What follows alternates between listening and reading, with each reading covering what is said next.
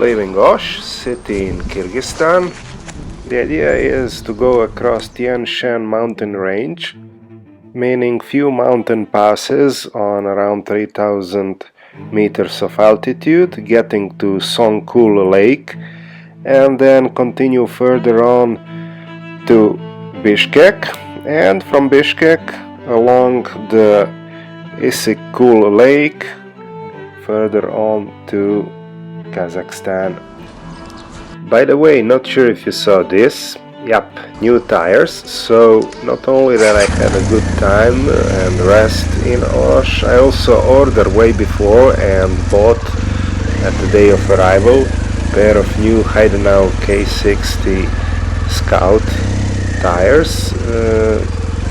The idea was that Continental TKC80, which I placed in Dushanbe in Tajikistan, would last around 5,000 kilometers, and since I was already close to 5,000, I was thinking I would need a pair of new ones, but the actual deal was that they had still some 2,000 to 3,000 in front of them, which was good, and I would never think that that's possible, but that was the case. All good?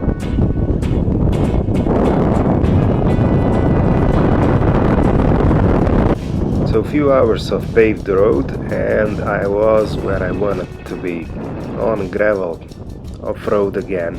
I was heading to Toguz Toru Pass on 2,900 meters. The track was pretty decent. I mean, when you compare this to Tajikistan, then this is almost as a paved road. That was a real off-road. This was a nice scenic route, and if you are afraid of taking chances with Tajikistan, Kyrgyzstan is definitely a place to go. Decent altitudes, nice scenery as you can see. All this area during winter time is on some minus 20 degrees of Celsius, and then in the summer when it comes around 11, 15, then it's a place where you'll see horses, cattle, and yes, that's the time when nomadic heritage, sort of speaking, comes alive. Those people comes here with their yurts, which is basically traditional tent, and they are staying here a few months during the summer period, because that's the time when icy hills becomes pasture grazed by domestic livestock. And here it is, Togzu Toro Pass.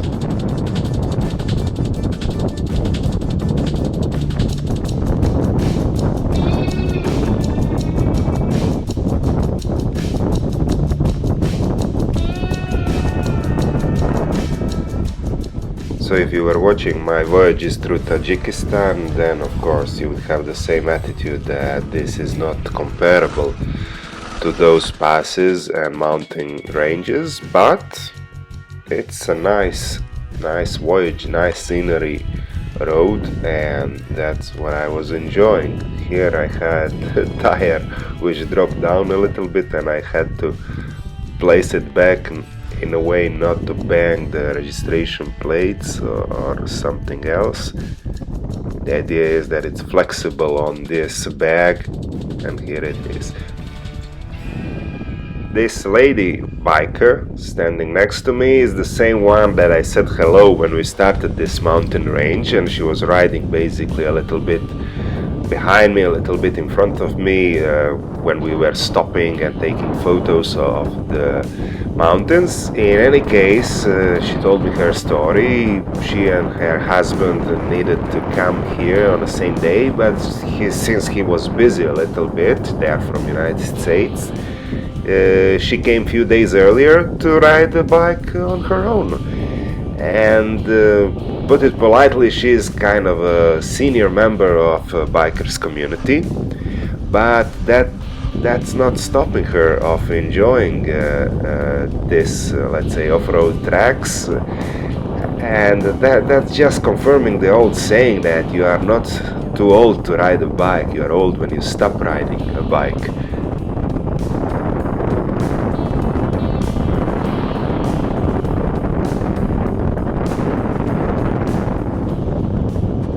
And what to say about Kyrgyzstan? It's one of few countries in Central Asia which name ends with stan or have suffix stan, which is a Persian word for land, hence land of Kyrgyz in this case. And Kyrgyz comes from a Turkic word for we are 40. And it was for 40 clans of Manas, legendary hero who united regional clans. The population is somewhere around 6.5 million people.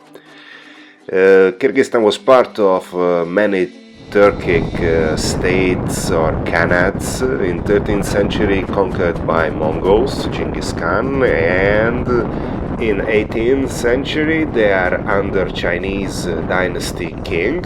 In 19th century on this area of Kyrgyzstan appears Islamic Khanate Kokand, and that's the time when Kyrgyz are accepting Islam as their religion.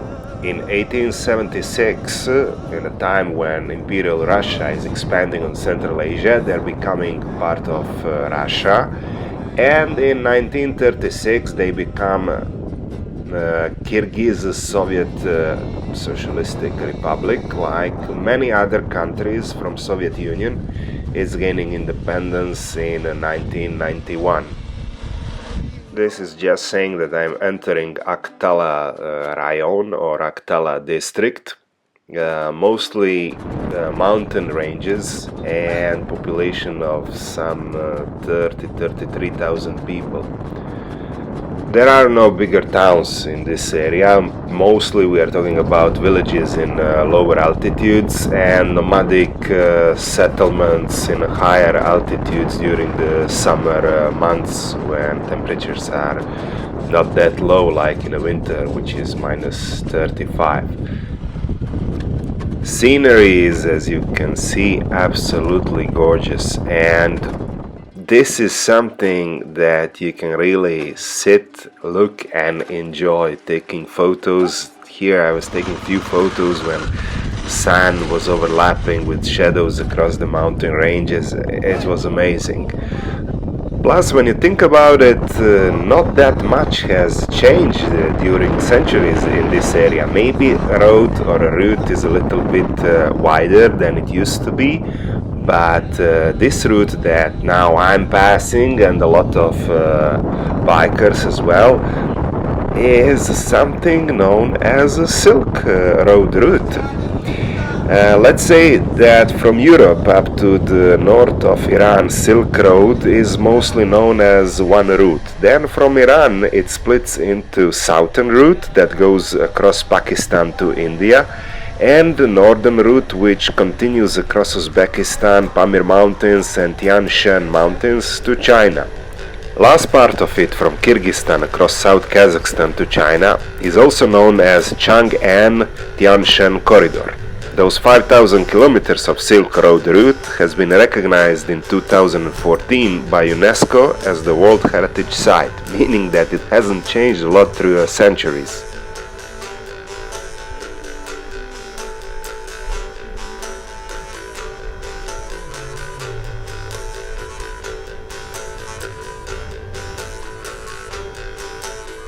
And here it is, Moldo Ashu Pass at 3,346 meters. A good place to take a photo. Actually, this was the highest pass in Kyrgyzstan that I did. That being said, I'm still surrounded by high mountain peaks. Tian Shan meaning is mountains of heaven, and Tian Shan are part of Himalayan orogenic belt, which was formed by collision of Indian and Eurasian plates in the Cenozoic era. They are one of the longest mountain ranges in Asia, stretching for about 2,900 kilometers. Highest peak is Genghis Shaksu or Victory Peak on the border with China, and it's around 7,500 meters.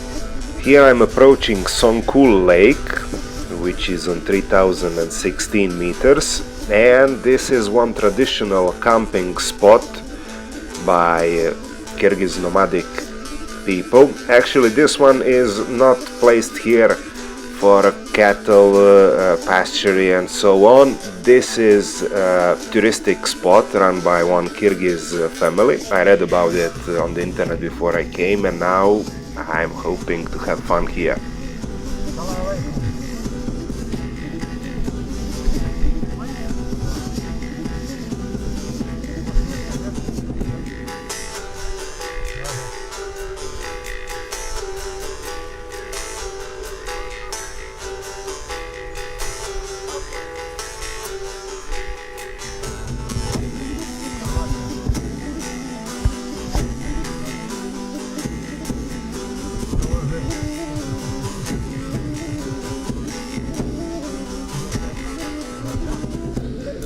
Yeah, this was fun. So he has a sticker with a map of the world, obviously, and he was asking me where I'm from and how I was traveling up to here. So I showed him all the way. He told me that yesterday there were 3 bikers as well having a night off here. So obviously he was happy that one more biker is coming, and I can tell you another thing. Since they have this nomadic heritage and they like to observe bikers as nomadic in a certain way, then they are looking forward every time that bikers come around their places. I took few photos of bike of this small fellow, and that was it. Went to sleep, and in the morning, oh my god, I mean, on 3000 meters the air is so clean, and then obviously when you have such scenery around you, then to enjoy, to take photos, it's incredible joy. I mean, when you look at those colors, then open space, you can see here horses running.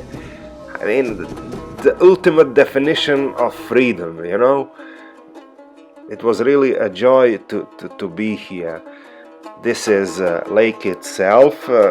As I told you, it's on 3016 meter alpine lake, some 270 kilometers square kilometers is the area of the lake. Depth is only 13 meters, and surrounding area has temperature of around 11 degrees during the summertime. Winter, obviously, somewhere around minus 25. So Songkul Lake. Yeah. And nice yurtas in the background. And 1.5 months of voyage so far, so we can say halfway there, wherever that there is, because I made a promise that I will be traveling until the beginning of September, or somewhere near that date, so we'll see. Do I regret about anything? Nothing, just that I haven't done this before.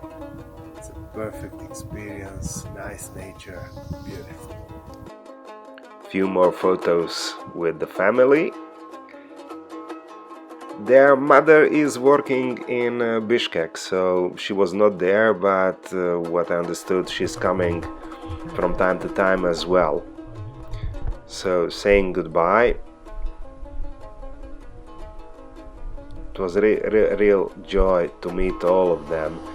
And in the morning I had perfect breakfast. You know, those chickens that you saw running around, those were the chickens that were, you know, having eggs over there, and it was, you know, as natural breakfast as you could get. On the road again, or better to say off-road, although as I said it's nothing special. As you see, very flat gravel road. Some bicycles there, and I'm continuing my voyage. The scenery is more than beautiful, as you could see. Green, blue, clouds. I mean, the way that you go around, when you are doing this kind of a road trip is mostly you are driving, so to be constantly surrounded by this kind of scenery is breathtaking. Although in a few moments you will see that that's not always the case, because I mean unfortunately you have to see sometimes scenes like this. This is a mining pit, and okay, people have to work, they have to dig, so misfortune in a sense of nice scenery, but okay, in a matter of no time I was back in a beautiful green valley enjoying myself, because here there's like not even few minutes of the same scenery. It's changing, constantly changing. This on the right is a typical Central Asia graveyard, and now some small village. As I told you, most of the year they are in these villages, and then when the summer comes, those people who have cattle, they go up into the mountains. Here I run into a couple from Austria, so stop to have a little chat. So you know, the usual stuff, where you from, which voyage you are doing, you know, how bike is serving you, and so on. And unfortunately my camera was in the waterproof shell from the day before, because the day before was a little bit rainy, so you can't hear them.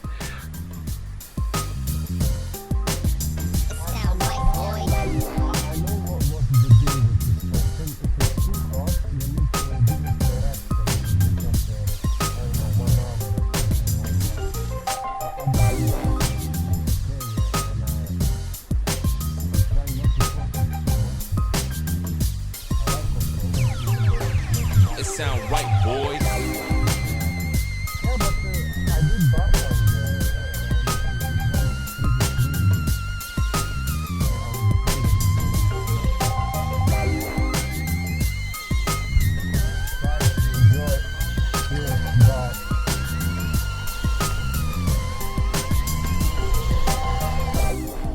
Yeah, they were interested in my suspension, how it's serving me, because they saw two bikers on BMWs and their suspensions went down, so they were asking if I had some problems, but obviously so far so good, as they say.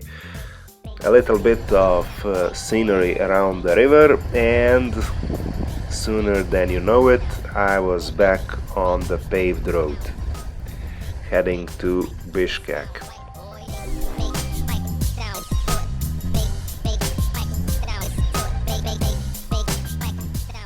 This paved road is actually going across two Ashu Pass on 3150 meters, and it's the last, let's say, mountain pass before I will reach Bishkek, the capital of Kyrgyzstan.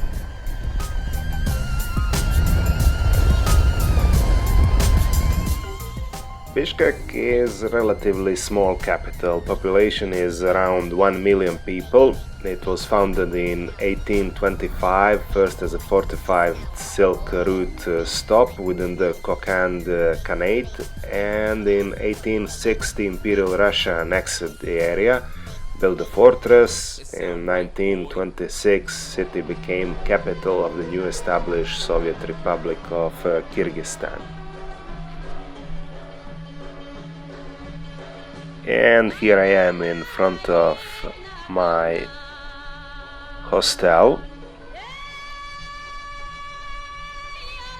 Tundok Hostel. Yeah, I managed to find this place. For me it's most important that I have a place to store a bike, and then where I'll be sleeping, that's not of that big importance. No, I'm joking. It was a good place, even had a swimming pool, so had fun over there 3 days that I was staying.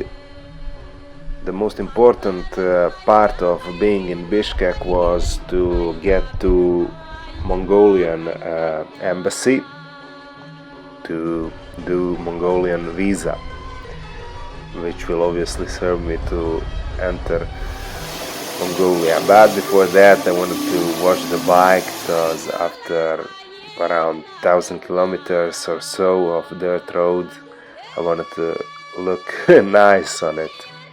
Have to give her a little bit of shine as well. Typical Soviet era city with monuments related to the Second World War. Very green though. Here is the embassy. The visa was done in a matter of 1 day, and then it was time to say goodbye to Bishkek. So moving forward to the east, in a few minutes I'll be driving along the Issyk-Kul Lake, 180 kilometers long, 60 kilometers wide, and almost 700 meters deep. As such, is the 7th deepest lake in the world. Also, after Caspian Lake, is the 2nd largest saline lake in the world.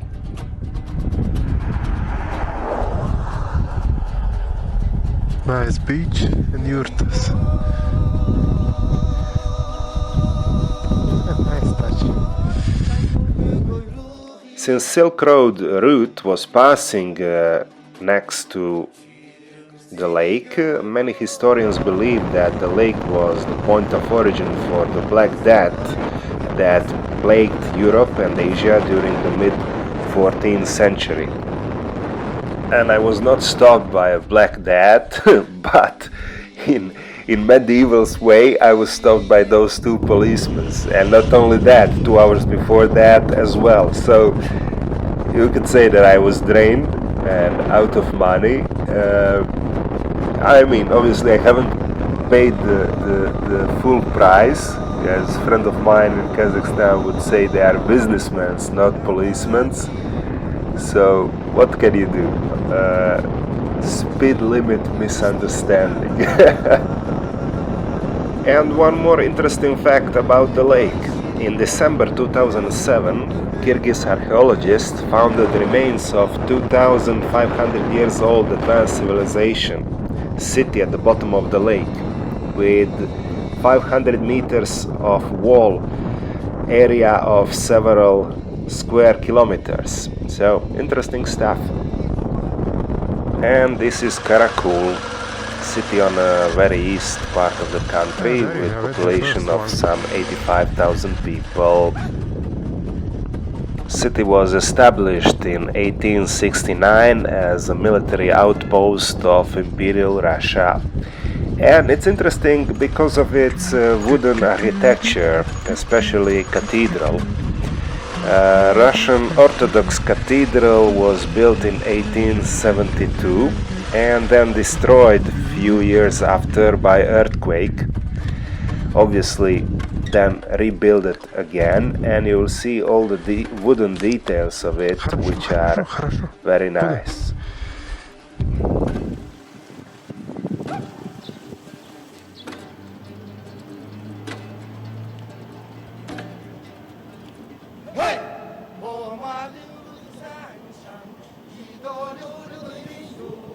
Whole cathedral was built out of wood on the brick-based foundations. And the thing is, I was planning to stay overnight in Karakul to see an area a little bit around, but unfortunately, as I said before, those two policemen washed me down. I was out of money, and I was not so eager to stop again and take money on the ATM. You know, when you have this kind of situation, then you say, fuck off, and now I'm not gonna stay here. I'm gonna cross the border and sleep in Kazakhstan. So that was basically the case. Since I had plenty of time ahead, I continued my voyage, and immediately when I left the city again I was on the gravel road, heading to Kazakhstan border. Obviously, as you can see, scenery is again beautiful. And now you can see why city Karakul is kind of a central hub for tourists, because if you are staying over there, then you can check Issyk Kul Lake, either you are swimming, rowing, whatever you want to do there, just chilling, or you could go to Tian Shan mountains, hiking, during the winter skiing in the nearby small but okay ski slopes, something I think like 20 kilometers of ski slopes. And obviously cycling, bike riding, you can see that the nature and the road is very pleasant to ride.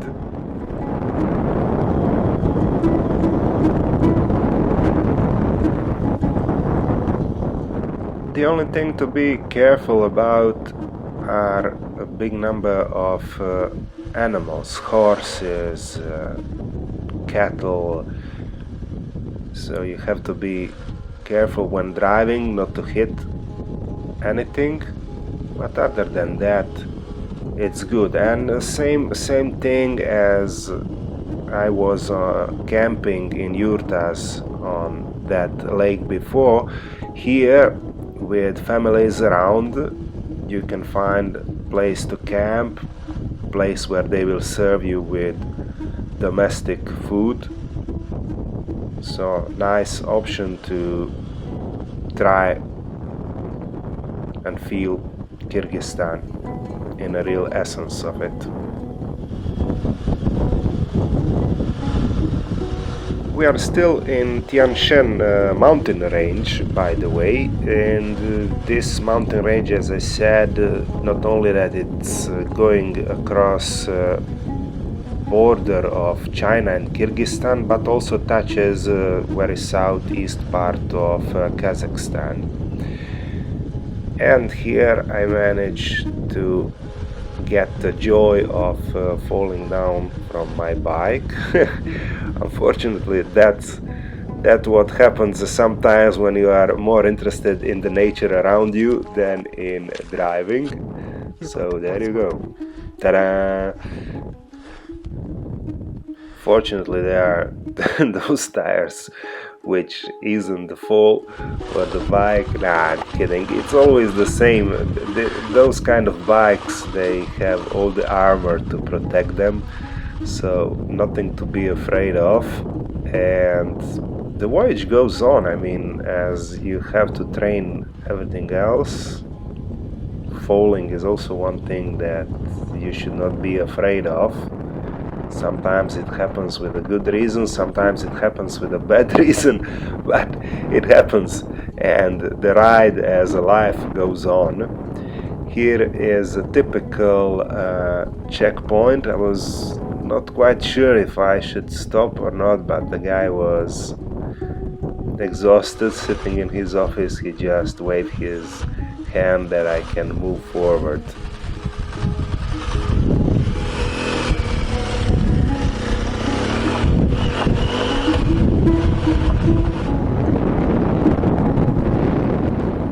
And Kazakhstan border was just few kilometers in front of me, and since it was something like 4 o'clock in the afternoon, I was looking forward for the fact that I'll be crossing border and have plenty of time to enjoy Kazakhstan before finding a good stop for wild camping.